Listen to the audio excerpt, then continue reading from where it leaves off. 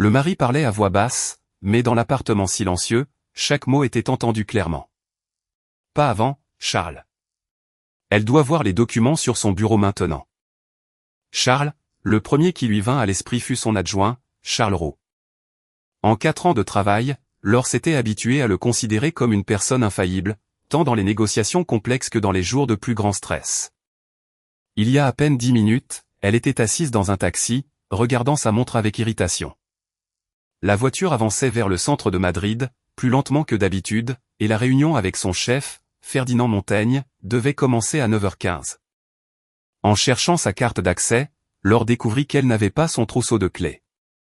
La clé de son bureau était accrochée au même porte-clés que celle de son tiroir sécurisé. Le jeu de rechange n'était remis que par le service de sécurité et était enregistré. « Faites demi-tour, s'il vous plaît », demanda-t-elle au chauffeur. Elle avait oublié les clés à la maison. Quelques minutes plus tard, Laure remonta à l'étage. Son intention était de saisir le trousseau sur la table de chevet, de crier à son mari, qui était revenu une seconde, et de s'enfuir, mais elle écouta. « Prépare-toi, elle vient de partir travailler. » C'était Didier qui continuait de parler au téléphone. « Tu recevras 150 000 € après le résultat. Et ne commence pas avec le risque. Si tu fais tout selon le plan, il n'y aura aucun problème. » Laure sortit lentement son portable, alluma l'enregistreur et appuya l'appareil contre son sac. « Bien sûr qu'elle va le signer, » dit son mari avec assurance. « Elle ne le lira même pas. Je connais ma femme. Aujourd'hui, elle a un conseil d'administration et ensuite une réunion avec la banque. Mets le contrat parmi les documents habituels. Demande-lui de le signer d'urgence et tu le prends. C'est tout. » Laure sentit un frisson lui parcourir le dos, un contrat, une signature, 150 000 €. Sur la table de chevet, il y avait les clés. À côté, la tasse de Didier, qu'il avait lui-même apportée de la chambre ce matin-là. Il y a 1 heure, son mari lui préparait un café et grommelait en plaisantant, « Tu repars sans petit déjeuner. À la réunion, tu vas manger Ferdinand. Commence par sa cravate, elle est très chère. » Ils avaient ri ensemble. Maintenant, ce même homme promettait tranquillement à quelqu'un une somme énorme pour sa signature. Une chaise grinça dans la cuisine. Laure prit rapidement les clés, rangea son portable et sortit sans faire de bruit. Sur le palier, elle eut l'impulsion de revenir, d'ouvrir brusquement la porte de la cuisine, de mettre l'enregistrement devant son mari et d'exiger des explications, mais elle s'arrêta.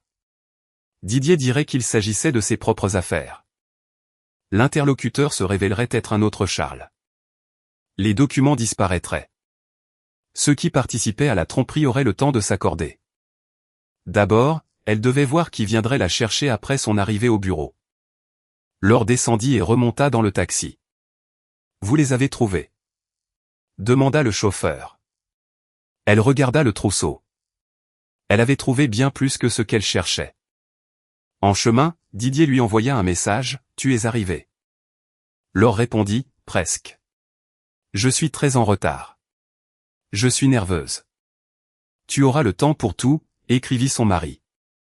Elle envoya un émoticône triste et rangea son portable. Laure entra au bureau à 9h23. « Madame Laure, » dit la secrétaire. « Ferdinand vous a déjà demandé. Dites-lui que j'y serai dans 7 minutes. Charles aussi vous cherchait. Il a dit qu'il avait un dossier urgent. » Les doutes disparurent presque complètement. « Qu'il vienne quand je l'appellerai. » Laure entra dans son bureau et ferma la porte. Elle s'assit et se concentra sur les faits. Didier avait parlé avec Charles. Si c'était Charles Roux, il apparaîtrait peu après son arrivée. Son mari était sûr qu'elle signerait le document. Pour le résultat, 150 000 € étaient promis. Le reste, pour l'instant, n'était que conjecture. Quelques minutes plus tard, on frappa à la porte. « Entrez. » Charles Roux ouvrit la porte. Il avait l'air habituel. Costume sombre, chemise blanche, un dossier sous le bras. « Bonjour, Madame Laure. Excusez-moi de venir directement avec les papiers. Il s'est passé quelque chose ?» Charles s'assit en face d'elle. « Ce sont plusieurs documents pour les paiements de routine et un nouveau contrat pour le soutien aux achats. Il serait idéal de l'envoyer avant 10 heures. J'ai déjà tout préparé. » Laure ouvrit le dossier. En haut, il y avait les papiers habituels, le paiement du loyer de l'entrepôt, un accord additionnel avec le transporteur, une demande de caution bancaire. Sur le 5e document apparaissait une entreprise inconnue, MS Consultoria SL.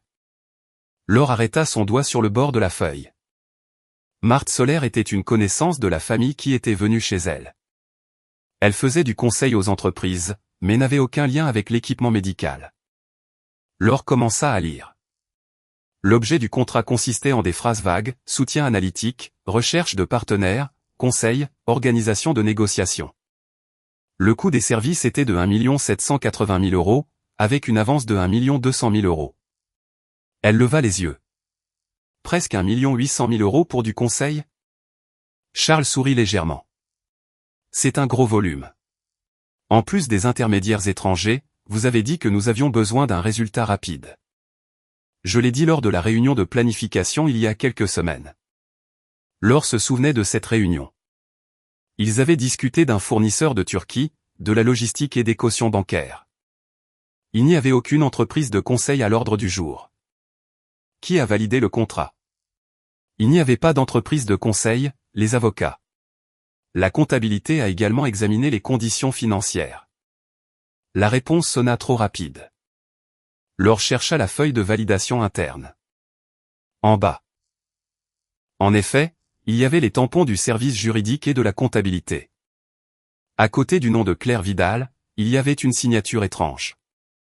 Laure l'avait vue de nombreuses fois.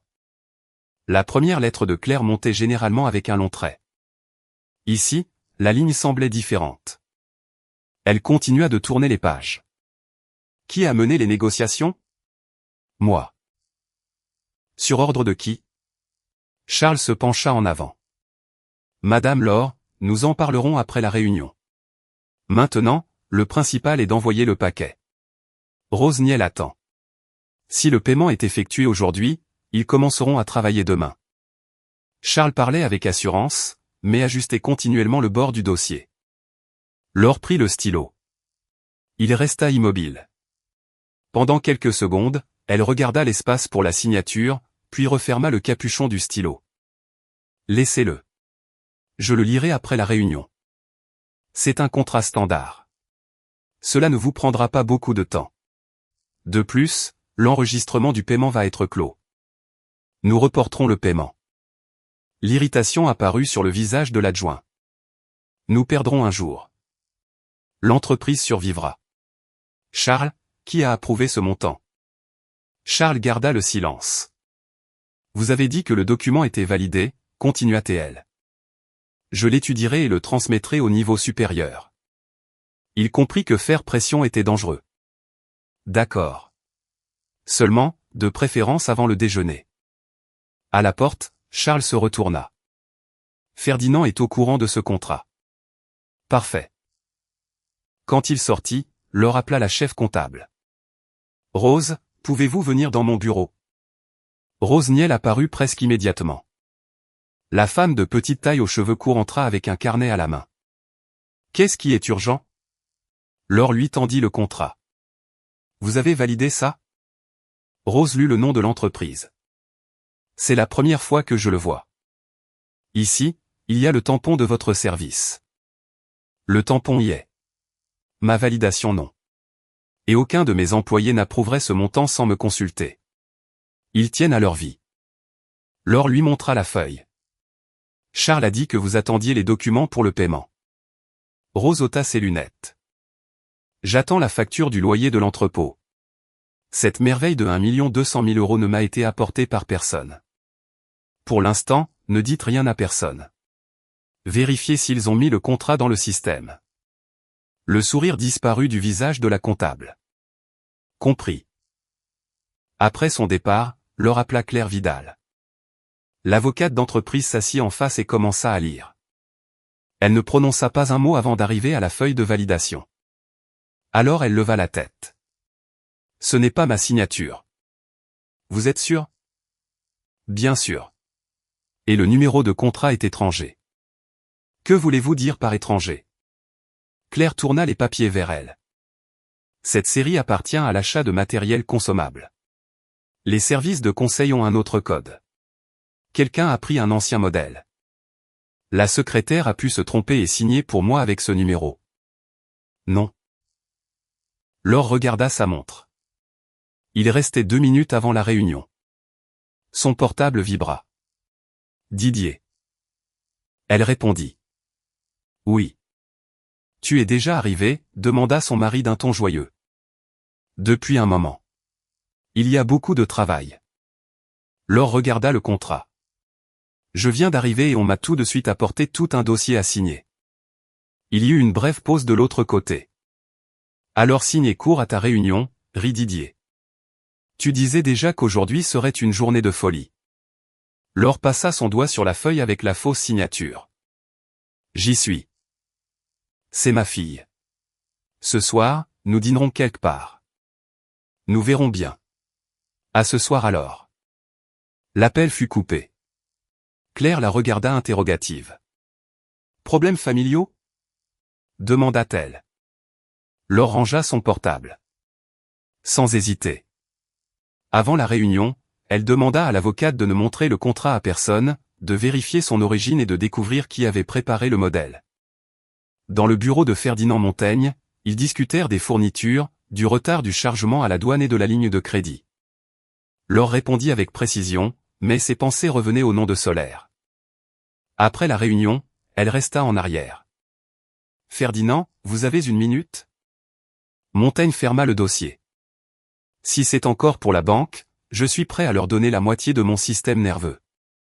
Connaissez-vous MS Consultoria SL? Il fronça les sourcils. Non. Charles affirme le contraire. Laure expliqua brièvement la nature du contrat et mentionna le montant. Ferdinand ôta ses lunettes. Pourquoi 1 780 000 €? Soutien conseil. Pour cet argent, il devrait nous amener les clients en défilé. Malgré la tension, elle sourit presque. Ils m'ont apporté le document ce matin. Il porte les tampons du service juridique et de la comptabilité. Les deux sont faux. Montaigne devint immédiatement sérieux. Qui l'a apporté? Charles Roux. Vous l'avez signé? Non. Nous l'appelons tout de suite. Attendez. Pourquoi? Laure ne répondit pas immédiatement. J'ai besoin de comprendre qui d'autre est impliqué. Ferdinand la regarda fixement. Vous avez des soupçons fondés? Oui. Donnez-moi jusqu'à la fin de la journée, après j'interviens. D'accord. En retournant à son bureau, Laure trouva un message de Rose. Dans le système, il n'y a pas de contrat, pas non plus de demande de paiement. Charles a demandé hier quel serait le solde du compte ce matin. 1 minute plus tard, Charles écrivit, Madame Laure, avez-vous pu signer? Le fournisseur attend. Elle tapa, oui, j'ai les documents. Je vous les transmets plus tard. La réponse arriva presque instantanément. Excellent. Laure laissa son portable et lut attentivement les données du fournisseur. La fondatrice et directrice générale était Marthe Solaire. La même Marthe que Didier appelait le vieil ami, la même femme dont le fils de 7 ans, Hugo, il choisissait des cadeaux chaque année depuis plus longtemps que ses propres neveux. L'hiver dernier, Didier avait apporté au garçon un jeu de construction coûteux. Devant la surprise de sa femme, il avait répondu, Marthe a du mal à s'en sortir seule. Que l'enfant soit heureux. À ce moment-là, cette préoccupation avait semblé alors un acte de bonté. Maintenant, le souvenir lui provoquait de l'angoisse. Le portable vibra à nouveau. Didier écrivit, alors, tu as tout signé. Son mari ne s'était jamais intéressé à ses contrats de travail auparavant. Laure répondit par un seul mot. Oui. 3 points de suspension apparurent presque instantanément. C'est ma fille. Je savais que tu pouvais le faire. Elle ouvrit le dossier à la dernière page. L'espace pour sa signature était toujours vide. Pas de la façon dont tu l'espérais, prononça Laure à voix basse. On frappa à la porte. Rose Niel entra sans son carnet et ferma immédiatement la porte derrière elle. J'ai trouvé autre chose. Quoi? Charles a demandé hier de confirmer la possibilité d'une avance urgente de 1 200 000 €. Il a dit à la comptable que l'ordre viendrait personnellement de vous. Laure se leva lentement. Il a mentionné le destinataire. Non, mais il a ajouté une phrase. Laquelle? Rose hésita. Il a dit qu'après votre signature, personne ne poserait de questions. Laure regarda le contrat. Maintenant, la conversation matinale de Didier ne pouvait plus s'expliquer comme une coïncidence. Son mari et son adjoint prévoyaient d'obtenir 1 200 000 € en abusant de sa confiance. Mais la question principale restait autre. Pourquoi l'argent devait-il aller précisément à Marthe Solaire?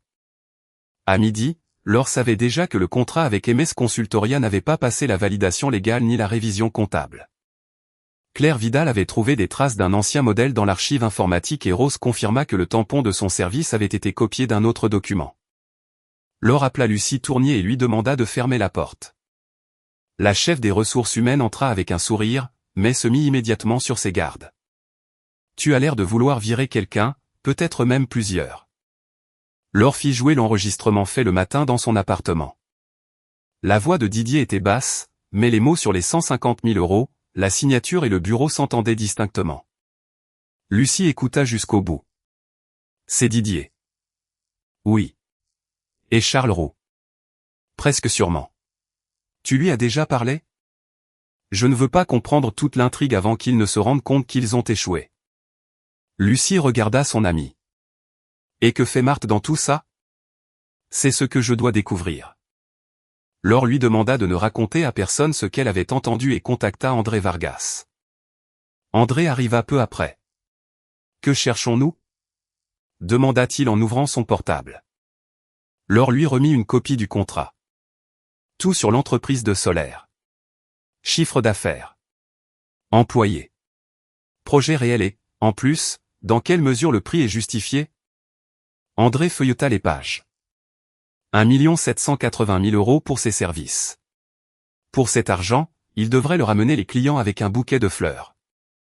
Une demi-heure plus tard, il cessa de plaisanter. MS Consultoria existe depuis moins de 3 ans.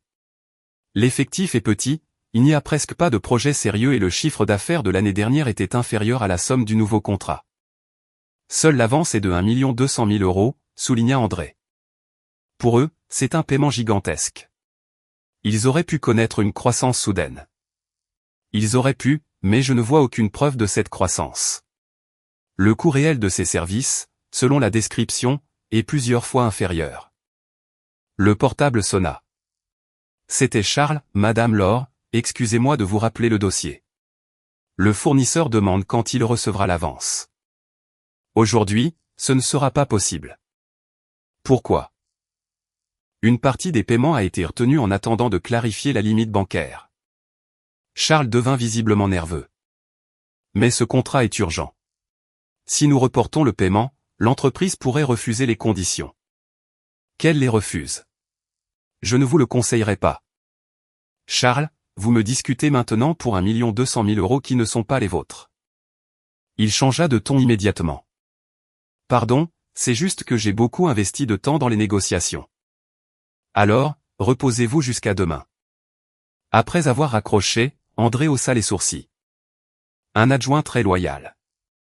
On lui a promis 150 000 €. Laure lui raconta la conversation matinale de son mari et lui demanda de n'utiliser que des sources légales. Le document a été créé sur l'ordinateur professionnel de Charles. Il était basé sur un ancien contrat avec un autre entrepreneur et les informations internes ont conservé le nom de l'auteur. Il dira qu'il ne faisait que préparer la paperasse, souligna Laure. Alors, qu'il explique la signature falsifiée et le tampon comptable inséré comme image. Claire avait souligné un autre point. Après le transfert de l'avance, le client pouvait résilier le contrat, mais l'exécuteur ne remboursait le reste qu'en déduisant les frais réels. Et ces frais étaient décrits de manière si large qu'ils pouvaient être gonflés pour couvrir presque n'importe quel montant.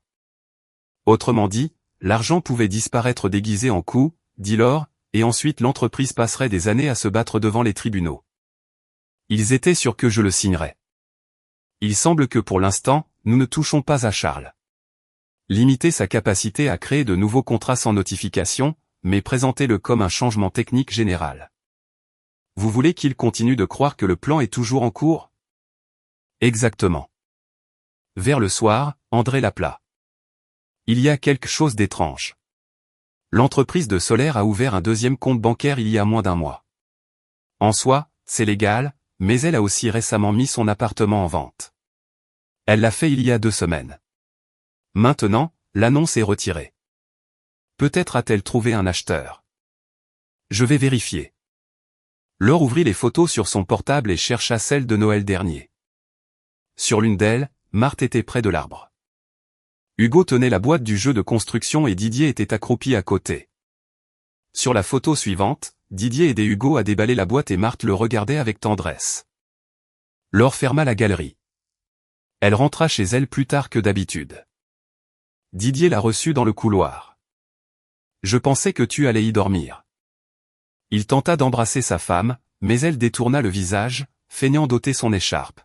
« La journée a été dure. J'ai commandé le dîner. J'ai aussi commandé ta salade préférée. » Sur la table, il y avait des plats d'un restaurant. Son mari lui servit de l'eau, lui demanda des nouvelles de la réunion et se plaignit d'un ami qui, encore une fois, ne lui avait pas remboursé un prêt. Puis Didier demanda comme en passant, « Vous avez conclu un gros accord ?» Elle posa sa fourchette. « Lequel ? » « L'autre jour, tu m'as parlé d'un contrat. »« Je parle de contrat tous les jours. »« Tu t'es sûrement trompé. » Il sourit. Laure décida de le presser. Aujourd'hui, un contrat a été retenu. La comptabilité a trouvé une erreur. Didier posa son verre sur la table. Grave ? Je ne sais pas encore. Et maintenant ? Nous verrons demain. C'est beaucoup d'argent. Elle le regarda dans les yeux. 1 200 000 d'avance. Pendant un instant, il garda le silence. Mon Dieu. La pause avait été trop calculée. Pourquoi cela te préoccupe-t-il ? C'est simplement une grosse somme. Avant, tu ne t'intéressais pas à mes paiements, Laure. J'essaie juste de maintenir la conversation. Il se mit à rire et lui effleura la main. Aujourd'hui, tu es sur la défensive. Tu es fatigué. Prends un jour de congé. Je ne peux pas. Eh bien, au moins, ne te fâche pas autant pour des problèmes qui ne sont pas les tiens. Laure put à peine retenir un sourire sarcastique. L'homme qui avait tenté d'obtenir des millions par sa signature lui conseillait de prendre soin de ses nerfs. Après le dîner, Didier partit prendre sa douche. Son portable resta sur la table basse. L'écran s'illumina d'une notification. Laure n'avait pas l'intention de lire ses messages. En des années de mariage, ils n'avaient jamais vérifié leur téléphone mutuellement, mais elle vit immédiatement le nom de l'expéditeur. C'était Marthe. Le message était court. Que s'est-il passé ? Tu as dit qu'aujourd'hui tout serait fait. Laure resta paralysée. L'écran s'éteignit. Puis une deuxième notification apparut. Demain, je dois payer la compte. Elle ne toucha pas le portable. Maintenant, la connexion entre Didier et Marthe cessait d'être une supposition. Marthe attendait l'argent et allait payer un acompte. Pourquoi ? Son mari revint quelques minutes plus tard. Que fais-tu là, debout dans l'obscurité ? J'ai mal à la tête. Il s'approcha par derrière et l'étreignit. Laure dut faire un effort pour ne pas s'éloigner. Couche-toi tôt, dit Didier. Je resterai un peu plus. Dans la chambre, elle écrivit à André, nous devons découvrir quel achat important Marthe Solaire prépare. Seulement des sources légales. La réponse arriva rapidement. Reçu. Le lendemain matin, Laure se réveilla avant le réveil. Didier dormait encore. Son portable était sur la table de chevet. En arrivant au bureau, le premier qu'elle croisa fut Charles. Madame Laure, bonjour. Y a-t-il des nouvelles du contrat ? À partir de 10 heures, le fournisseur va s'énerver. Qu'il prenne un café. Charles sourit avec tension. Aujourd'hui, vous êtes de très bonne humeur. Magnifique. Il partit. Laure chargea Rose d'exclure le paiement litigieux des registres et informa Ferdinand Montaigne de l'enquête. Combien de temps avez-vous besoin de plus ? Demanda Montaigne. Jusqu'à la fin de l'après-midi. Charles est déjà allé 3 fois à la comptabilité. Tant mieux. Savez-vous autre chose sur la propriétaire de l'entreprise ? Laure hésita. Pour l'instant, seulement qu'elle est une connaissance de mon mari. Ferdinand cessa de tourner les pages. Maintenant, je n'aime vraiment pas cette histoire. Moi non plus. Vers 11 heures, André apparut en personne avec un dossier mince. J'ai 2 nouvelles. Commencez par la mauvaise. Je ne suis pas sûr de laquelle est la pire. Il posa devant elle l'annonce de vente de l'appartement de Marthe. L'immeuble a été retiré de la vente. Selon les données publiques, le transfert de propriété n'a pas encore été enregistré, mais une urbanisation de chalets est apparue. La page suivante contenait la publicité d'une maison en périphérie. Qu'est-ce que Marthe a à voir avec ça? Elle s'est intéressée à un bien immobilier en particulier. Le numéro de contact correspond à celui que l'entreprise utilisait auparavant dans ses annonces. La maison est réservée jusqu'à la fin de la semaine. Le prix est d'environ 2 300 000 €. Pour faire la réservation, il faut un acompte important. Laure se souvint du message de la veille au soir. L'avance de 1 200 000 € aurait pu être le premier acompte sérieux. Y a-t-il autre chose? Dit André. Il lui tendit une photographie imprimée. Marthe était debout près d'un restaurant. En arrière-plan, on voyait la voiture de Didier. Le mari lui-même tenait Hugo par la main. Laure regarda la photo. D'où vient-elle? C'est une publication de l'entreprise d'il y a 3 mois. Un petit déjeuner de travail y a eu lieu. Laure regarda la date. Ce jour-là, Didier était supposé être allé voir un fournisseur à Valence. Il était rentré tard et lui avait raconté une longue histoire sur la voiture en panne d'un associé. Le mensonge n'était pas d'hier, il existait depuis longtemps. Après le déjeuner, Lucie lui apporta les informations sur Charles Roux. Rien d'inhabituel. Hypothèque, revenu stable. Mais le regard de Lucie tomba sur la photographie. C'est Didier. Laure hocha la tête. Lucie resta silencieuse. Qu'est-ce qui se passe? Je l'ai vu avec Marthe l'automne dernier. Laure se tourna brusquement. Où? Dans un centre commercial. Hugo était avec eux. Que faisait-il? Il choisissait un manteau pour l'enfant. Didier portait les sacs. Marthe discutait avec le vendeur. Il ressemblait à une famille. Pourquoi ne m'as-tu rien dit? Lucie pâlit. J'ai pensé qu'ils s'étaient rencontrés par hasard. Tout semblait si normal que j'ai décidé de ne pas t'inquiéter. Laure se tourna vers la fenêtre. L'automne dernier, son mari avait dit plusieurs fois qu'il aidait un ami à rénover son bureau. Il rentrait tard. Il s'irritait quand elle lui posait des questions. Il se plaignait de l'irresponsabilité d'autrui.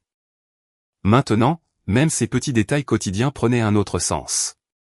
Tu crois qu'ils ont une aventure? Demanda Lucie à voix basse.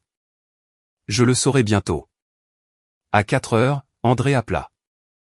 Madame Laure, j'ai trouvé le véritable bureau de Solaire. Il se trouve dans un immeuble de bureaux sur le Paseo de la Castellana. Qu'y a-t-il là-bas? La voiture de votre mari. Laure se leva. Vous êtes sûr? Je vois la plaque d'immatriculation d'ici. Restez là. Vous voulez venir? Oui. Elle s'éclaircit la gorge. Jusqu'au Paseo de la Castellana, il y avait environ 20 minutes. Laure commanda un taxi et, pendant tout le trajet, espéra se tromper. Pourvu que Didier soit allé discuter de l'escroquerie. Pourvu que les photos et les silences ne signifient pas une autre trahison. André l'attendait près d'un café en face de l'immeuble gris de 3 étages. Voilà la voiture. Le véhicule de son mari était garé à l'entrée. Le bureau est au 2e étage. Selon la plaque. Si son mari la voyait maintenant, elle perdrait l'occasion de comprendre l'ampleur de ce qui se passait. Elle et André s'assirent près de la fenêtre du café. Environ 15 minutes passèrent. La porte de l'immeuble de bureau s'ouvrit. La première à sortir fut Marthe. Elle portait un manteau clair très cher et un sac à dos d'enfant à la main. Derrière elle, Hugo sortit en courant. L'enfant se retourna et sourit à quelqu'un. Quelques secondes plus tard, Didier apparut. Laure cessa de remarquer les clients autour d'elle. Son mari s'approcha de Marthe. Elle dit quelque chose de joyeux. Elle lui arrangea le col de sa veste et l'embrassa sur les lèvres. Pas comme des amis. Pas par hasard. Hugo tira Didier par la main. Tous les 3 se dirigèrent vers la voiture. André dit à voix basse. Je suis désolé. Elle ne répondit pas. Près de la voiture, l'enfant s'arrêta. Didier s'agenouilla devant lui et lui boutonna son manteau qui s'était détaché. Hugo l'étreignit par le cou. À ce moment-là, la porte du café s'ouvrit et de la rue parvint la voix enfantine. « Papa, tu vas venir à la maison ce soir ?» Laure se figea. Didier caressa la tête de l'enfant. « J'ai serré, mon fils. » Hugo avait 7 ans. À peu près le même âge que les années où son mari avait commencé à rentrer tard fréquemment pour des réunions d'affaires. Il avait parlé de relancer son entreprise et avait commencé à retirer régulièrement de grosses sommes du compte commun. Laure déplaça lentement son regard vers Marthe. Celle-ci souriait à Didier comme à un être cher que l'on attend à la maison. À cet instant, l'infidélité cessa d'être la découverte la plus terrible. Derrière le dos de sa femme, Didier avait réussi à construire une autre famille. Le lendemain matin, Laure arriva au bureau avant tout le monde et demanda aux agents de sécurité de ne pas informer Charles de son arrivée. La nuit, elle avait à peine dormi. Sous ses yeux réapparaissait Hugo serrant Didier près de la voiture. Le garçon de 7 ans appelait son mari au papa avec autant de naturel que s'il le faisait tous les jours. Mais à ce moment-là, Laure s'interdit de penser à Marthe. D'abord le travail. À 8h15, Ferdinand Montaigne, Claire Vidal, Rose Niel et André Vargas entrèrent dans le bureau. Claire ouvrit son portable. J'ai examiné le dossier. Le contrat a été créé sur l'ordinateur professionnel de Charles. Il a pris un ancien modèle, a changé les données, a inséré une image de ma signature et le tampon de la comptabilité. Rose fronça les sourcils. Ma validation aussi a été coupée d'un document précédent. Oui, du contrat avec le transporteur de l'année dernière. Au moins, ils auraient pu choisir une plus jolie signature, grommela la comptable. Celle-là, je l'ai signée juste après être sorti de chez le dentiste. Ferdinand ne sourit pas. Ils auraient pu créer l'ordre de paiement. Non, répondit Rose. Mais Charles avait demandé à l'avance le solde du compte et le moment où l'enregistrement est généré. Son plan était d'apporter l'original signé et de faire inclure d'urgence l'avance.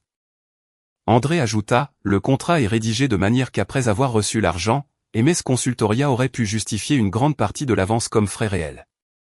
L'entreprise n'aurait pas pu récupérer les fonds rapidement. André tendit un calcul alors. Voici le pire. Après l'encaissement de l'avance, l'entreprise de Marthe aurait pu justifier des frais d'intermédiaire, de conseil et d'organisation de réunions. Formellement, l'argent se serait dissous dans l'exécution du contrat et si nous avions exigé son remboursement, nous aurions été confrontés à une dispute sur les frais réellement engagés. Récupérer la totalité de la somme rapidement aurait été presque impossible. Laure hocha la tête. Cela signifie que Didier ne comptait pas seulement sur ma signature, il avait préparé à l'avance l'endroit où cacher l'argent. Nous allons restreindre l'accès de Charles aux documents financiers. Ensuite, nous l'appellerons. Je lui parlerai moi-même, dit Laure. Charles Roux apparut 20 minutes plus tard. En les voyant tous assis à la table, il s'arrêta. Il s'est passé quelque chose. Asseyez-vous, Charles, lui proposa Ferdinand Montaigne. Claire posa le contrat devant lui. Racontez-nous comment ce document est apparu.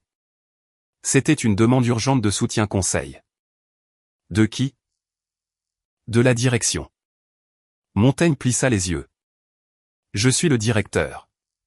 De ma part, il n'y a eu aucune demande de ce genre. Charles déglutit. Il est possible que l'initiative ait été discutée de manière informelle. Pour la première fois, Laure intervint, avec mon mari. Charles la regarda fixement et ce geste fut suffisant. Alors c'était avec lui. Pourquoi Didier lui a-t-il promis 150 000 €? Le visage de Charles changea. Je ne comprends pas de quoi vous me parlez. Laure alluma l'enregistrement. La voix de Didier remplit le bureau. Tu recevras 150 000 € après le résultat. Mets le contrat parmi les documents habituels. Demande-lui de le signer d'urgence et tu le prends. Elle arrêta la lecture. Je continue. Charles gardait le silence.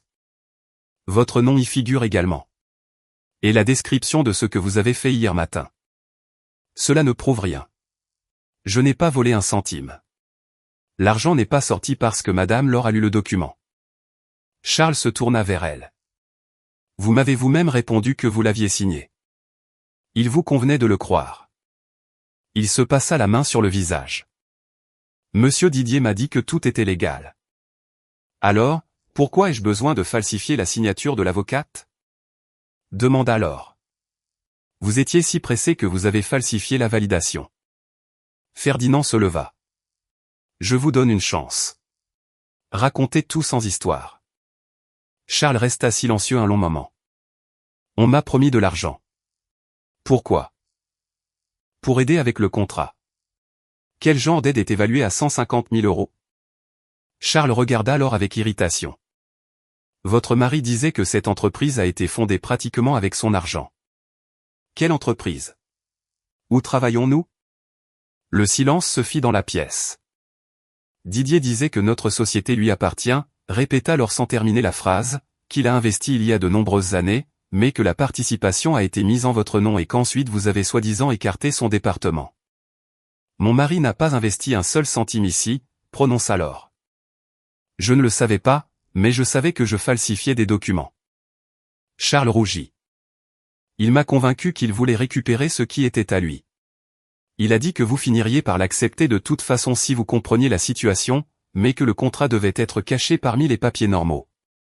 Personne ne répondit. Claire demanda comment il comptait se partager l'avance. Je devais recevoir 150 000 euros après le transfert. Le reste du 1,50 million? Je ne sais pas. Didier a dit que Martin laisserait une partie dans l'entreprise et le reste irait pour lui. Vous vous connaissez depuis longtemps? Demanda-t-elle. Charles haussa les épaules. Depuis longtemps. Je pensais que vous saviez que. Il hésita. Didier l'appelait sa femme. Laure s'obligea à ne pas détourner le regard. Continuez.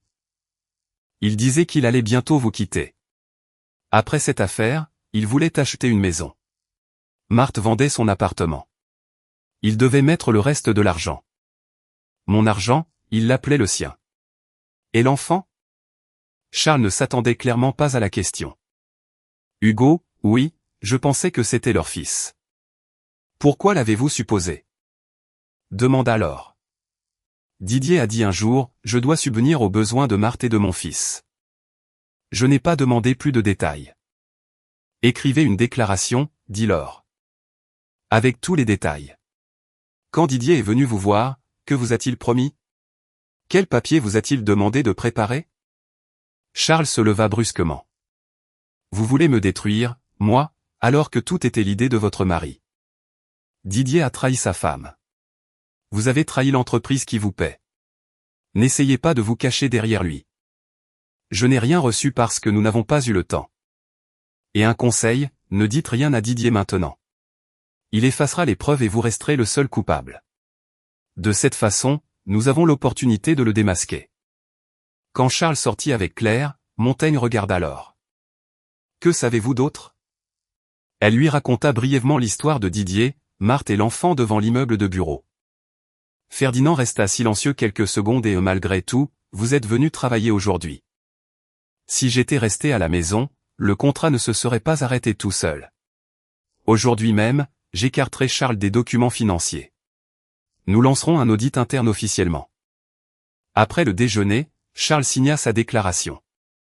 Il reconnut avoir rencontré Didier il y a 1 an à la salle de sport. Au début, il ne faisait que discuter. Puis le mari de Laure commença à lui poser des questions sur le travail de celle-ci et un jour, il lui offrit un revenu supplémentaire sûr. La première demande semblait innocente, savoir quand il y aurait un solde important disponible sur le compte de l'entreprise. Par la suite, Didier s'intéressa au processus de validation des contrats. Plus tard, Marthe apparut avec les données de MS Consultoria. Une ligne de la confession révéla alors les véritables sentiments de son mari à son égard. Une semaine avant la tentative de signature, Didier avait dit à Charles, le principal est de ne pas laisser Laure le lire. Elle me fait plus confiance qu'à elle-même. Laure relut la phrase 2 fois. Pour cela, surtout, je le remercierai. Lucie, assise à ses côtés, demanda, tu vas rentrer à la maison aujourd'hui? Bien sûr, justement après tout ça, j'aurais déjà laissé la valise à la porte. Alors il se rendrait compte tout de suite de ce que je sais. Tu veux lui soutirer plus d'informations? Je veux l'entendre mentir quand il croit avoir gagné. Vers la fin de l'après-midi, Laure s'occupa de ses finances personnelles. Elle n'avait pas le droit de disposer des biens de son mari, mais elle pouvait annuler la carte de crédit supplémentaire liée à son compte, que Didier utilisait pour les dépenses quotidiennes et les voyages. En quelques minutes, l'accès fut bloqué. Ensuite, Claire examina les actes de l'appartement. Tu l'as hérité de ta grand-mère avant de te marier? Oui. Alors c'est ta propriété privative. Les biens acquis conjointement seront liquidés séparément lors du divorce. Je n'ai pas l'intention de lui prendre quoi que ce soit qui soit à lui. Rassemble les documents des achats importants et les obligations. Cela te servira. Laure révoqua également la procuration qu'elle avait donnée à Didier des années auparavant pour recueillir des documents sur le garage qui lui appartenait et l'assurance de la voiture. À 19h, Didier appela. Laure, ma carte ne fonctionne pas. Laquelle? La tienne. Je l'ai annulée. Le mari resta silencieux.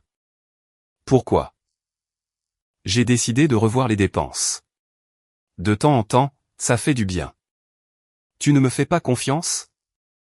La question fut si effrontée que Laure éclata de rire. De quoi tu ris? De la question elle-même. Je suis à la station-service. Je n'ai rien pour payer.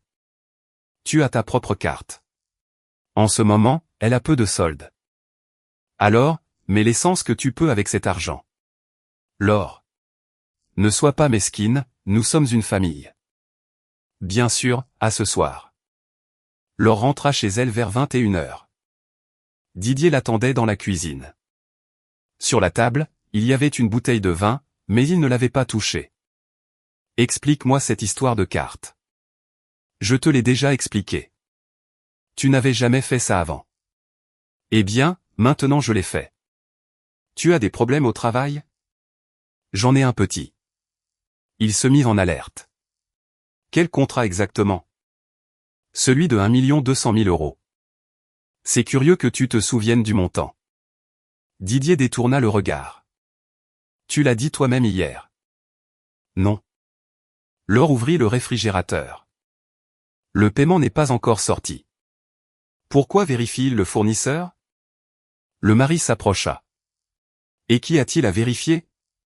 C'est une entreprise normale. Elle se tourna lentement. Tu la connais? Didier réalisa qu'il avait trop parlé. Qui? L'entreprise. Si tu l'as mentionné toi-même hier, je ne t'ai pas mentionné le nom. Ils se regardèrent en silence pendant quelques secondes. Puis Didier sourit. Je me serais trompé.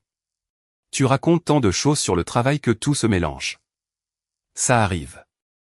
Il lui mit la main sur l'épaule. Ne te prends pas la tête. Nous allons plutôt partir quelque part ce week-end. Et Marthe alors? La main sur son épaule se figea. Quoi? Marthe Solaire, qu'est-ce qui se passe avec elle? Elle a une entreprise de conseil. Tu sais quelque chose? Juste en passant. C'est une de nos connaissances. Ça fait longtemps que vous ne vous êtes pas vus. 1 an et demi, plus ou moins. Laure écoutait la voix enfantine de la veille. Papa, tu vas venir à la maison ce soir? 1 an et demi. Je vois. Cette nuit-là, elle attendit que son mari s'endorme et sortit dans la cuisine. Pour la première fois, elle eut envie d'appeler sa mère. Thérèse répondit d'une voix ensommeillée. Laure, que s'est-il passé? Maman, je peux venir te voir demain. Bien sûr, tu pleures. Pas encore. C'est Didier. Laure garda le silence. Viens demain matin, dit sa mère. Le lendemain, Thérèse lui ouvrit la porte en robe de chambre et, sans poser de questions, mit la théière sur le feu. Laure lui raconta l'histoire du contrat de Charles, les 1 200 000 €, Marthe et Hugo. Sa mère écouta en silence. Ce n'est que lorsqu'elle parla de l'enfant qu'elle s'assit en face d'elle. 7 ans, plus ou moins. Mon Dieu. Et ne dis pas que je ne l'ai jamais aimé et que je n'avais pas l'intention de le dire. Laure fut surprise. Thérèse serra sa fille dans ses bras. En ce moment, la dernière chose dont tu as besoin, c'est que j'ai raison. Elle éclata en sanglots. Il a élevé un enfant derrière mon dos. Maman, il rentrait à la maison, se couchait à mes côtés et le lendemain matin, il repartait là-bas. Et que vas-tu faire? Laure s'essuya le visage. D'abord, je finirai ce qu'il a commencé. L'argent et les mensonges. Ferdinand Montaigne officialisa la destitution de Charles Roux de ses fonctions financières et entama le processus de résiliation de son contrat de travail à la suite des résultats de l'audit interne. Laure sortit du bureau de Montaigne et composa le numéro de Marthe. Elle répondit presque immédiatement. Laure, salut, ça fait longtemps que je n'ai pas entendu ta voix. Cette amabilité habituelle sonna si naturelle que Laure en eut le dégoût. Marthe, bonjour. On peut parler? Il s'est passé quelque chose? Oui. Viens dîner à la maison demain soir. Il y eut une pause de l'autre côté. Chez vous? Oui, Didier sera là. Laure ferma les yeux. Marthe venait de révéler ce qu'elle essayait de cacher. Bien sûr. Sans lui, cette discussion n'a pas de sens. Laure, tu me fais peur. N'aie pas peur. Et amène Hugo. Pourquoi l'enfant? Parce que je veux enfin voir toute la famille réunie. Et ne le dis pas à Didier, ne gâche pas la surprise. Il est temps de mettre fin à ce cirque. Marthe cessa de respirer de l'autre côté du téléphone. Quelques secondes plus tard, l'appel fut coupé. Laure regarda l'écran. Le lendemain soir, Didier allait affronter pour la première fois sous le même toit ses deux vies. À 18h, Laure rentra chez elle avant Didier et pour la première fois, elle contempla son appartement comme un décor étranger. Au mur, il y avait une photo de leur 10e anniversaire. Son mari la serrait par les épaules en riant. À côté, il y avait une image de Noël dernier où Marthe tenait Hugo par la main, Didier étant très proche. Laure rangea les deux cadres dans un tiroir de la commode. Aujourd'hui, elle ne voulait pas voir cette belle falsification du passé. Elle mit la table sans lumière.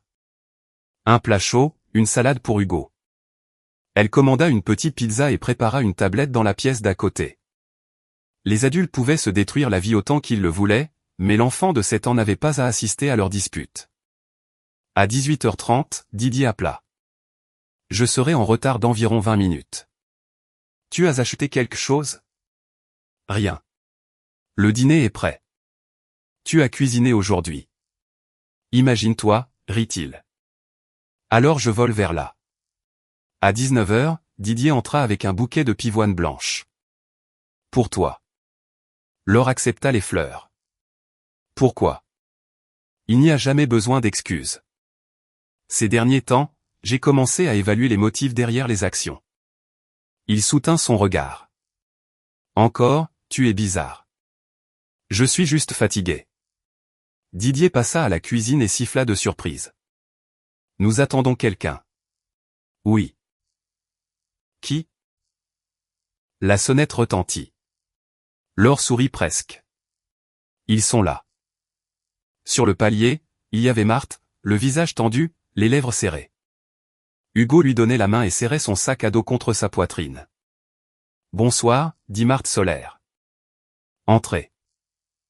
L'enfant sourit. Bonjour tante Laure.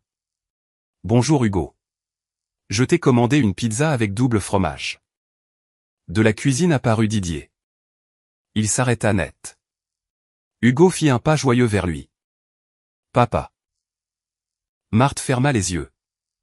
L'enfant avait déjà serré Didier dans ses bras. Tu disais que tu étais occupé ce soir. Et tu es là, Hugo? Bonjour, balbutia Didier. Puis il regarda sa femme. Laure, je peux t'expliquer. Bien sûr. Mais d'abord, enlevez vos manteaux. Elle emmena l'enfant dans la chambre. Elle lui montra la pizza, le jus et la tablette. Si tu as besoin de quelque chose, tu me le dis. Papa mangera avec nous. Nous, les adultes, devons d'abord parler. En revenant à la cuisine, Laure vit son mari près de la fenêtre. Marthe était assise à table. Commence par toi, lâcha Didier. Pourquoi moi? C'est toi qui as monté ce théâtre. Laure s'assit en face d'eux. Bien. Première question pour Marthe. Elle sortit la copie du contrat. Pour quel service ton entreprise allait-elle facturer 1 780 000 €? Marthe regarda Didier brusquement. Tu m'avais dit qu'elle avait tout approuvé. Marthe, tais-toi, lui coupa Théil. Non, intervint Laure. Aujourd'hui, nous allons tous parler. Marthe se tourna vers elle. Didier m'a expliqué que c'était un paiement pour d'anciens investissements. Quels investissements? L'argent qu'il avait dans votre entreprise. Laure l'observa en silence un instant. C'est la première fois que j'entends dire que mon mari a investi dans l'entreprise où je travaille depuis 15 ans. Didier fronça les sourcils. Je t'ai aidé au début. Avec quoi? Des contacts? Avec des conseils. Et pour tes conseils, tu as droit à presque 1,8 million €. Il ne s'agit pas de ça. Marthe ne regardait plus que lui. Tu me disais que la moitié de l'affaire était pratiquement à toi, que tout était simplement au nom de Laure. Laure sortit un extrait du registre du commerce. Didier n'a jamais été associé fondateur. Il n'a pas fait de prêt à l'entreprise, n'a pas apporté de capital. Ma participation, je l'ai achetée plus tard avec mes propres fonds. Didier, murmura Marthe. Juridiquement, c'est plus compliqué, balbutia le mari. Tu mens, déclara sa femme. Marthe se leva. Tu m'as promis qu'après avoir été payé, nous achèterions la maison. Nous l'achèterons. Avec quoi? Je m'en occuperai. Avec son argent. Didier serra les lèvres. Marthe, calme-toi. N'ose pas me dire ça. De l'autre pièce, le son d'un dessin animé parvint. Les trois gardèrent le silence. Laure baissa la voix. Hugo n'a rien à voir là-dedans. Marthe s'assit. J'ai vendu mon appartement. Laure fut surprise. La signature a eu lieu hier. J'ai payé la réservation de la maison avec mes économies. Le reste allait être mis par Didier. Il m'a dit, l'argent arrive aujourd'hui. Il serait arrivé. Oui, commença à dire le mari et se tut. Si j'avais signé le contrat que tu m'as glissé à la hâte, conclut Laure. Didier se retourna brusquement. D'où as-tu tiré ça? Enfin, une question honnête. Elle fit jouer l'enregistrement. Dans la cuisine, la voix de Didier résonna. Tu recevras 150 000 € après le résultat. Mets le contrat parmi les documents habituels. Demande-lui de le signer d'urgence. Et tu le prends. Marthe le regarda horrifiée. À qui allaient ces 150 000 €? À Charles Roux, mon adjoint, répondit Laure, le même qui m'a apporté les papiers. Tu as soudoyé son employé? Demanda Marthe. Je n'ai soudoyé personne. Il nous a donné une déclaration écrite, continua l'épouse. Il a raconté qui lui a offert l'argent, qui lui a donné les informations sur ton entreprise et pourquoi ils ont inséré de fausses signatures dans le contrat. Didier pâlit. Charles m'a fait porter le chapeau et toi, tu voulais lui faire porter le chapeau. Il frappa la table de la main. Je voulais récupérer ce qui est à moi.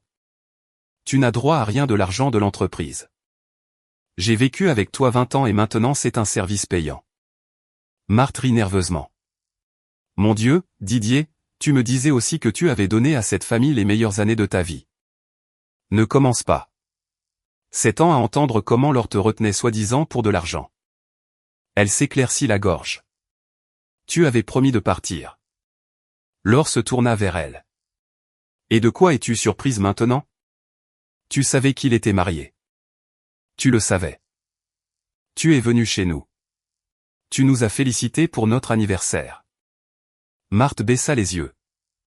Je ne me justifie pas, mais il me disait que vous étiez des étrangers depuis longtemps et que vous viviez ensemble uniquement pour le patrimoine. Hier, il m'a proposé de partir quelque part ce week-end. Marthe regarda son amant avec fureur. Toi quoi? Je ne voulais pas éveiller les soupçons et le reste des années non plus. Didier ne répondit pas, leur posa sur la table les extraits de son compte. Puisque nous nous redécouvrons, je vais te montrer autre chose. C'est la carte supplémentaire que Didier a utilisée pendant des années. L'argent sur ce compte est le mien. Elle montra des débits. Magasin pour enfants 480 €. La date coïncide avec l'achat de vêtements d'hiver pour Hugo. Marthe pâlit. Le débit suivant est d'une bijouterie. 1260 €. Le regard de Marthe tomba sur son bracelet. Laure remarqua. Il est là. Marthe enleva le bijou lentement. Didier me l'a offert pour mon anniversaire. Donc le cadeau venait de nous deux. Ne me fais pas de comptabilité mesquine, éclata son mari. Tu entretiens une maîtresse et un enfant depuis 7 ans avec la carte de ta femme et maintenant tu t'offenses de la comptabilité. Marthe posa le bracelet sur la table. Tu disais que tu gagnais bien. Je gagne bien. Combien? Quelle importance cela a-t-il maintenant? Ça a beaucoup d'importance. Elle se leva. La maison, les voyages, les cadeaux, les activités d'Hugo. Qu'est-ce que tu as payé de tout cela avec ton argent? Didier détourna le regard. Mon Dieu, murmura Marthe. Laure trouva un autre débit. Centre pour enfants privés.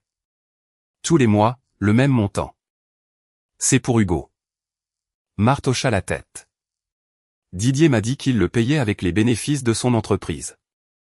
Une entreprise très prospère. Oui, qui est payé avec ma carte. Arrête de me traiter comme un profiteur, cria-t-il. Alors, dis-moi au moins un achat important pour ta deuxième famille que tu as payé avec ton propre argent. Il ne répondit pas. Marthe reprit le contrat. J'ai signé ma partie avant-hier. Didier m'a dit que c'était une formalité et que l'argent lui appartenait. Laure la regarda. Ton entreprise n'a pas fourni de service pour presque 1 800 000 €. Tu en étais consciente? Je pensais que de cette façon, il récupérait sa part de l'affaire.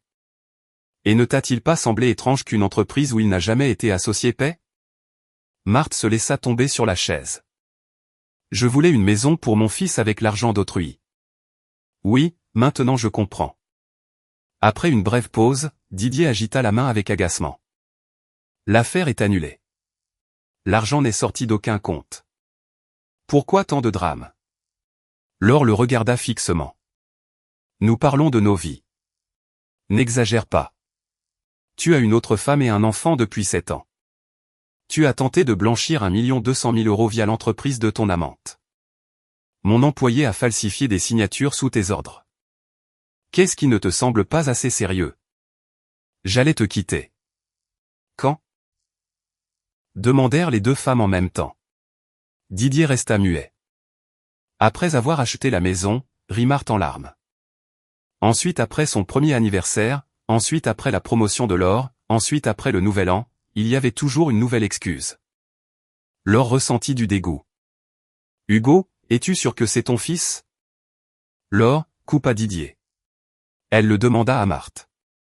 Oui, répondit-elle en s'éclaircissant la gorge. Après la naissance, nous avons fait le test de paternité. Didier a insisté. Laure esquissa un sourire, ainsi, au moins sur ce point, il a préféré avoir des preuves. Marthe se leva. J'emmène Hugo. Didier se posta devant la porte. Nous parlerons à la maison. Elle le regarda de haut en bas. Dans quelle maison? Dans la tienne. Dans la mienne? Pour toi, il n'y a plus de maison. Marthe, ne deviens pas folle, intervint Didier. J'ai vendu l'appartement parce que tu as promis qu'en une semaine tu nous achèterais une maison, lui reprocha Théel. Je trouverai l'argent, répliqua Théil. Où vas-tu le trouver? Il attrapa Marthe par le coude. Ne fais pas de scène. Elle se dégagea. Ne me touche pas. Hugo passa la tête de l'autre pièce. Maman. Marthe se reprit aussitôt. Tout va bien, mon fils. Prends ton sac à dos. On s'en va. L'enfant regarda Didier. Papa vient avec nous. Non, répondit Marthe. Pourquoi? Il doit rester. Didier s'agenouilla devant son fils. Hugo, je t'appellerai demain. Ne promets pas des choses dont tu n'es pas sûr, l'avertit Marthe à voix basse. Laure aida l'enfant à mettre le reste de la pizza dans une boîte. Merci, tante Laure, sourit-il. Ces mots firent plus mal que n'importe quelle confession des adultes. À la porte, Marthe s'arrêta. Laure, je ne te demande pas pardon. Je te comprends. Je suis contente que tu me comprennes, mais pour l'origine de l'argent, c'est vrai que tu ne le savais pas. Maintenant je le sais. Elle se tourna vers Didier. Ne viens pas aujourd'hui. Nous parlerons d'Hugo séparément. La porte se referma. Didier retourna dans la cuisine. Satisfaite? Pourquoi as-tu tout détruit? Ne pouvais-tu pas me parler sans monter ce cirque? Quand on réunit la femme et l'amante, l'emploi du temps est chamboulé, dit-elle en se servant de l'eau.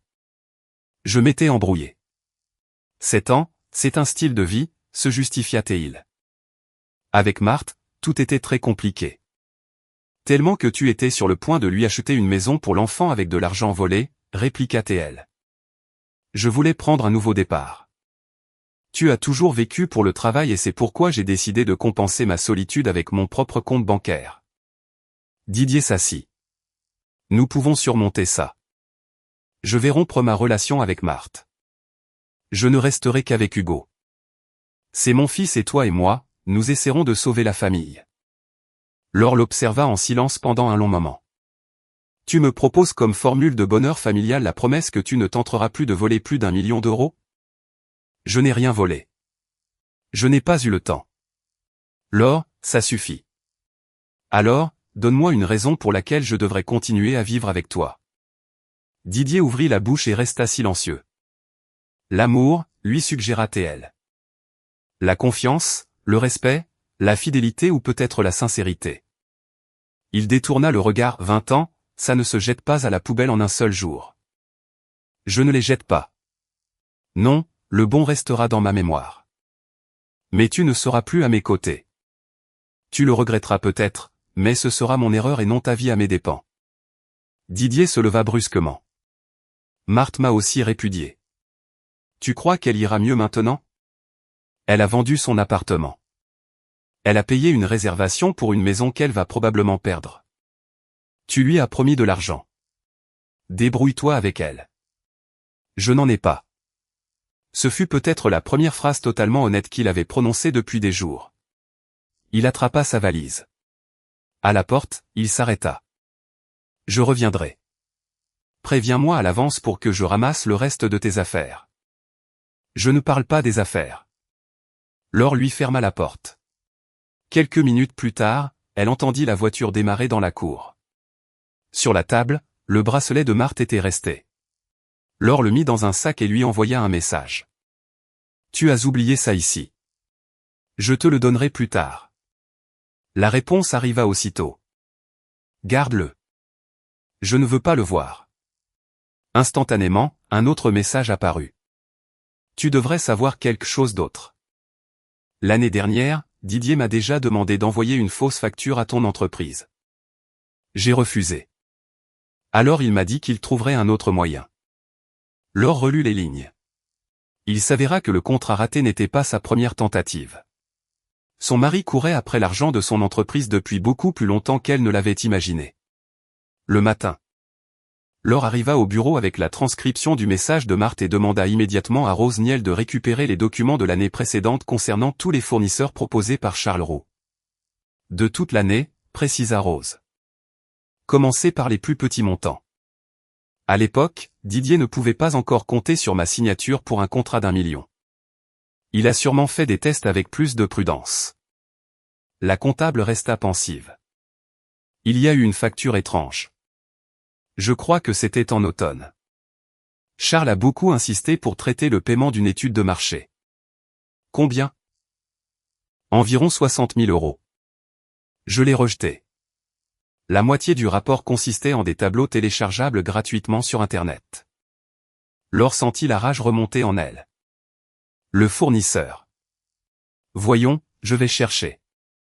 20 minutes plus tard, Rose apparut avec un dossier. Stratégie plus SL. Le contrat n'a pas été signé. J'ai exigé que le prix soit justifié et Charles m'a soudainement dit que le fournisseur avait refusé le travail. Claire Vidal examina les documents. L'entreprise existait, opérait légalement et n'avait rien à voir avec Marthe Solaire. Néanmoins, la personne de contact pour ce projet s'avéra être un individu avec lequel Didier avait eu des relations commerciales par le passé.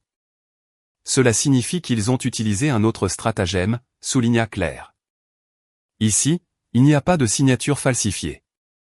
Ils pensaient probablement faire passer un service à prix gonflé par le canal habituel. Et Rose s'interposa. Rose éclata de rire.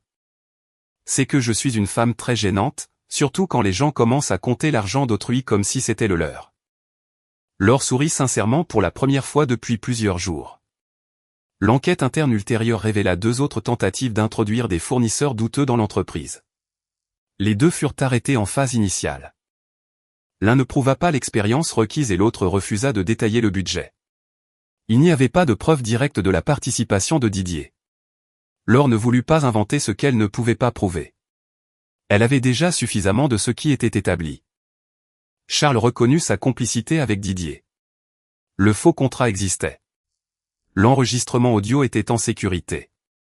Marthe avait confirmé la tentative d'organiser une opération fictive.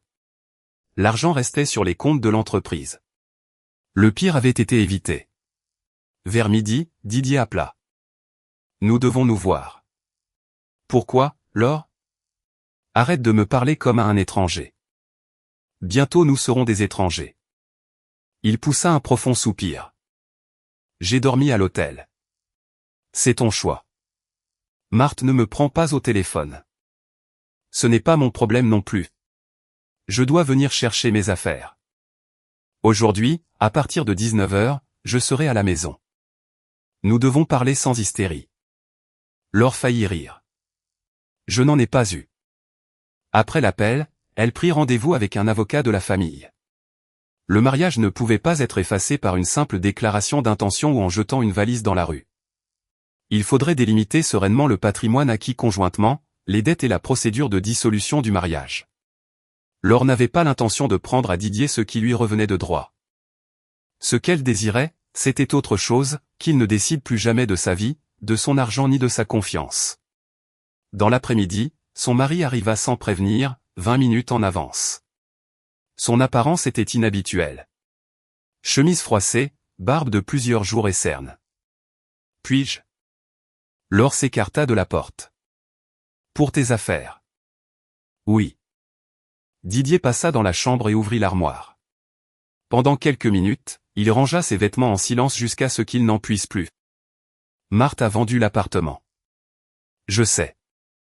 Maintenant elle n'a nulle part où vivre. Elle est majeure. Elle se débrouillera. Elle a un fils que tu as caché à ta femme pendant 7 ans. Il jeta une chemise dans la valise. Tu réduis tout à la même chose. À quoi d'autre veux-tu que je le réduise ? Didier sortit de la chambre. J'ai l'obligation de subvenir aux besoins de mon fils. Bien sûr. Alors pourquoi m'as-tu annulé la carte ? Laure le regarda un instant, essayant de savoir s'il plaisantait. Tu veux subvenir aux besoins de ton fils avec ma carte ? En ce moment, je manque de liquidité. Tu travailles, s'excusa-t-il. Je traverse une mauvaise passe. Moi aussi, mais pour une raison quelconque, je n'ai pas appelé Marthe pour lui demander de me payer mes dépenses. Le mari fit une grimace.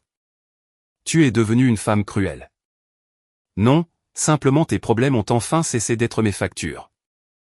Didier s'assit à table. J'ai fait beaucoup de choses mal.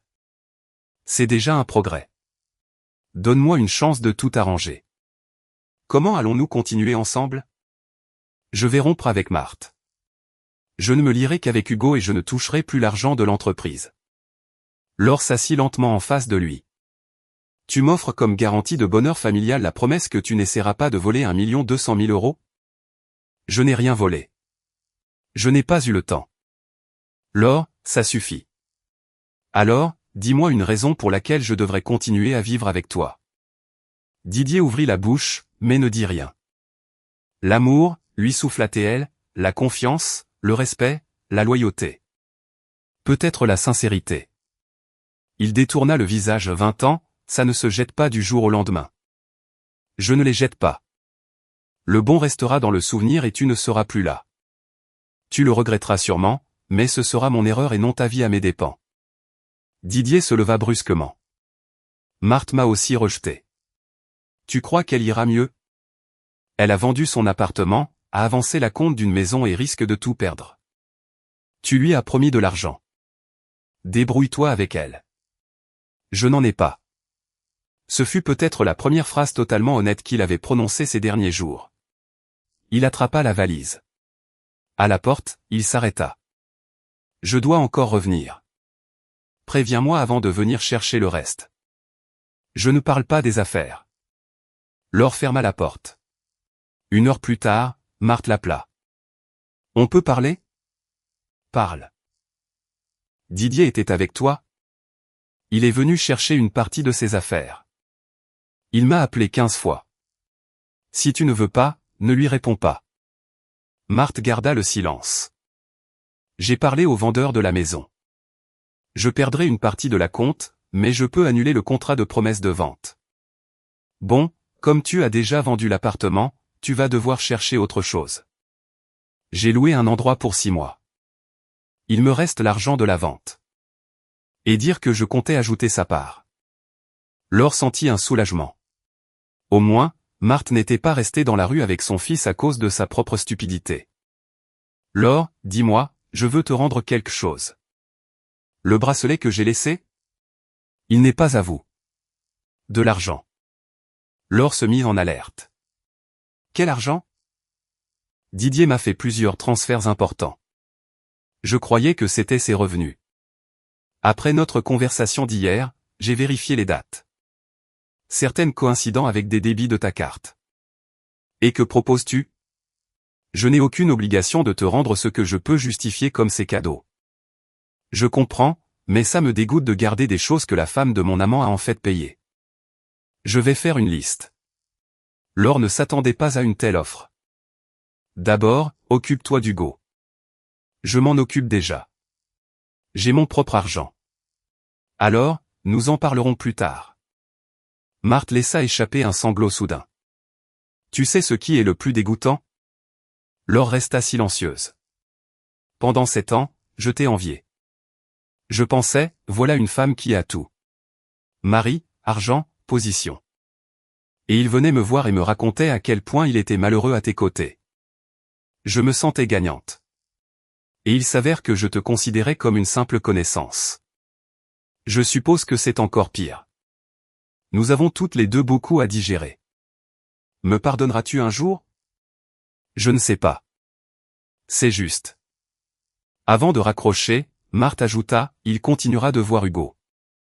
Je n'ai pas l'intention de punir mon fils pour les actions de son père, mais je ne lui prêterai plus d'argent. Laure fut étonnée. En plus, tu lui as prêté de l'argent plusieurs fois. Maintenant, ça devient intéressant. Il me disait que son argent était bloqué dans les affaires. Après l'appel, Laure s'assit sur le canapé et éclata de rire. D'abord à voix basse, puis à gorge déployée. Didier réussissait à soutirer de l'argent à sa femme, à en emprunter à son amanté, en plus. À raconter à chacune d'elles que c'était lui qui entretenait son entourage. Une semaine plus tard, le comité interne se réunit pour évaluer la situation du contrat. Charles Roux y assista avec le représentant des ressources humaines. Il ne discutait même plus. Charles reconnut avoir agi en connivence avec Didier, qu'il s'attendait à recevoir une compensation financière et qu'il avait consciemment utilisé les tampons de validation falsifiés. Je pensais que personne ne serait lésé, arguait-il. Rose Niel ne put se retenir. Ils étaient sur le point de se promener avec 1 200 000 € et il n'y aurait eu aucun lésé ici. Ferdinand Montaigne l'arrêta du regard. Rose, je me tais. La relation de travail avec Charles prit fin après avoir rempli les documents appropriés et consulté l'avocate. L'entreprise conserva néanmoins les rapports de l'audit au cas où des réclamations futures surviendraient. Après la réunion, Montaigne retint Laure. Je dois vous poser une question délicate. Allez-y, dit-elle. Vous vous sentez d'attaque pour continuer à diriger le service financier après tout ce qui s'est passé? Croyez-vous que l'on ne peut plus me faire confiance? Demanda Laure. Au contraire, répondit-il, si une personne détecte une tentative de détournement de plus d'1 million d'euros en utilisant sa propre signature et l'arrête, c'est à elle que je confierai encore plus de responsabilités. Il lui tendit un dossier. Nous débattions depuis un certain temps d'élargir vos compétences. Je l'avais repoussé. Maintenant, je ne vois plus de raison de le faire. Laure ouvrit les documents. Il s'agissait du nouveau poste de directrice générale adjointe des finances et du développement. Ferdinand, dit-elle, ne me répondez pas maintenant. Réfléchissez-y. Si j'accepte, je devrais travailler encore plus. Vous savez comment amadouer les gens. Montaigne sourit enfin. Le salaire augmentera aussi. Eh bien, maintenant l'offre semble suspecte, plaisanta Laure. Cet après-midi-là, Laure rendit visite à sa mère. Thérèse la reçut avec une empanada et une question. Le gendre est-il toujours en vie? Malheureusement pour la dramaturgie. Oui, c'est absolument dommage. J'avais déjà préparé mon discours pour l'enterrement de sa dignité. Laure éclata de rire. Pendant le dîner, elle lui parla de l'offre de Montaigne. Accepte, lui lâcha sa mère sans hésiter. J'y pense encore. Dernièrement, je travaille déjà trop. Thérèse la regarda sévèrement. Alors, accepte. Mais à tes conditions, l'argent est bon, le poste aussi, mais de temps en temps, il convient de se souvenir que tu as ta propre vie. Laure garda ses mots. 2 semaines plus tard, elle accepta le poste. Après avoir convenu qu'elle déléguerait une partie de ses tâches quotidiennes à un nouveau directeur financier, un employé de l'entreprise fut nommé pour remplacer Charles. Et le système de validation des contrats de grande valeur fut modifié. Il était désormais impossible d'envoyer à la signature un document d'une valeur significative sans l'approbation du service juridique et comptable dans le système informatique. Rose Niel examina le nouveau protocole et grommela, fantastique. Bientôt, nous devrons convoquer le conseil d'administration pour acheter une cafetière. Au moins, personne n'achètera une cafetière pour 1 200 000 €, répondit Laure. Ne crache pas en l'air. J'ai vu tous les appels d'offres. Le divorce s'avéra beaucoup plus tranquille que prévu. Au début, Didier exigeait l'équité, mais après avoir consulté son avocat, il cessa de revendiquer des droits sur l'appartement de Laure. Elle l'avait hérité et il ne faisait pas partie des biens communs. La voiture acquise pendant le mariage fut expertisée. Didier accepta de la garder et de compenser Laure pour sa moitié dans la liquidation finale. Les économies conjointes furent divisées selon la procédure habituelle. On ne découvrit ni appartement caché, ni millions dissimulés sur des comptes étrangers, ni aucun autre trésor étonnant au nom de son mari. Son entreprise tant vantée s'avéra beaucoup plus modeste qu'il ne l'avait dépeinte. La petite entreprise générait des revenus intermittents et traînait des dettes auprès de plusieurs fournisseurs. En voyant les chiffres, Laure comprit une chose de plus. Au cours de ces dernières années, Didier avait vécu plongé dans une fantaisie de sa propre création. Il aimait donner l'image d'un gagnant, offrir des cadeaux coûteux, se montrer dans de bons restaurants et promettre à Marthe un chalet avec jardin. Seulement, ceux qui payaient pour maintenir cette façade étaient généralement les autres. Marthe tint parole. Après un certain temps, elle remit alors un inventaire des achats qu'elle avait réussi à lier à la carte supplémentaire. Elle vendit une partie de ses articles et remboursa l'argent. Au début, Laure pensa refuser, mais ensuite elle y réfléchit. Je ne vois pas pourquoi je devrais te faire ce cadeau. Marthe sourit avec amertume. C'est juste. Elles ne devinrent pas amies. Il y avait trop de mensonges. Cependant, elles se croisèrent une fois dans un café sans Didier. Hugo était assis à côté d'elle, dessinant une maison avec un immense jardin. C'est celle de notre avenir? Demanda Marthe à Hugo. Je n'en ai pas dessiné une meilleure, répondit l'enfant. J'aime ça, intervint Laure. Parfois, il vaut mieux la dessiner d'abord et l'acheter ensuite. Marthe sourit sarcastiquement. L'enfant ne comprit pas l'allusion et continua à colorier le toit. Didier continua de voir son fils. Les premiers mois assez fréquemment. Puis le travail et ses propres revers devinrent un obstacle. Marthe ne cessait de le lui rappeler. Tu exerces ton rôle de père aussi bien quand ça t'arrange que quand ça ne t'arrange pas. Cette partie de sa vie, elle ne lui permettrait plus de la déléguer à d'autres femmes. Près de 4 mois après la rupture, Didier se présenta de nouveau devant Laure. Sans fleurs ni cadeaux. Il tenait à la main un dossier avec les papiers pour liquider le patrimoine. Signe ici. Mon avocat l'a déjà examiné. Laure lut tout méticuleusement. Didier esquissa un sourire amer. Maintenant tu lis tous les papiers. Tu vois, c'est ma faute. Oui. Laure signa là où il fallait. Il ne fit pas mine de partir. Marthe m'a définitivement quitté. Je sais. Par où? De temps en temps, nous parlons. Didier fut surpris. Tu vois. Imagine tout ce que tu nous as donné en commun. C'est drôle. Moi, ça me fait rire. Il s'assit en face d'elle. Laure, et si nous essayions à nouveau? Je n'ai pas changé. En 4 mois, j'ai presque tout perdu. Ce sont des conséquences, pas des changements de caractère. Je me suis rendu compte de qui j'aime vraiment. Laure le regarda fixement. Quand? Quoi? Quand t'en es-tu rendu compte? En allant à l'hôtel, après que Marthe ait refusé de t'entretenir, après avoir signé le partage des biens ou en découvrant que tu ne pouvais plus te permettre ton ancien niveau de vie par toi-même? Tu réduis tout à l'argent. Non, Didier, c'est toi qui as passé 7 ans à tout réduire à l'argent. Il se tut quelques instants. Le foyer me manque. Ah, enfin nous arrivons à la vérité. Et toi aussi, tu me manques. Peut-être, mais ça ne suffit pas. Tu es seul et moi, je vais bien. Le mari sourit d'un air moqueur. Je ne te crois pas. Eh bien, je n'ai plus besoin de te demander la permission de me croire moi-même. Elle se leva et, en arrivant à la porte, elle s'attarda. Si un jour tu changes d'avis. Je ne changerai pas.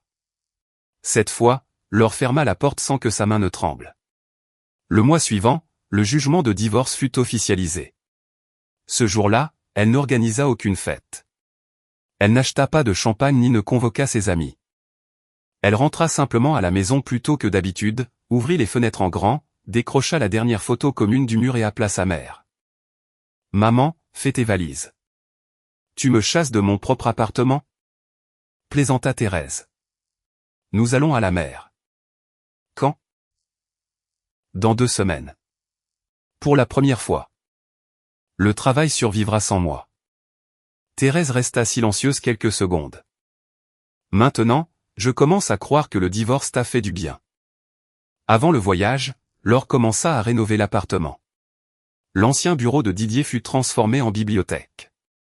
Le lourd bureau fut emporté, le vieux fauteuil fut donné et les murs furent peints. Un coin confortable pour lire fut installé près de la fenêtre. Sa mère entra, jeta un coup d'œil et décréta, au final, cet homme a servi à quelque chose. À quoi? Demanda Laure. Regarde combien de mètres carrés utiles il a laissé après son départ. Laure éclata de rire. Des mois plus tard, la vie de Laure avait définitivement adopté son nouveau rythme.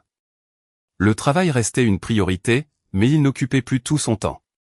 Les vendredis, elle essayait de sortir plus tôt. Les week-ends, elle voyait Lucie. Elle allait rendre visite à sa mère et avait repris la natation qu'elle avait abandonnée des années auparavant.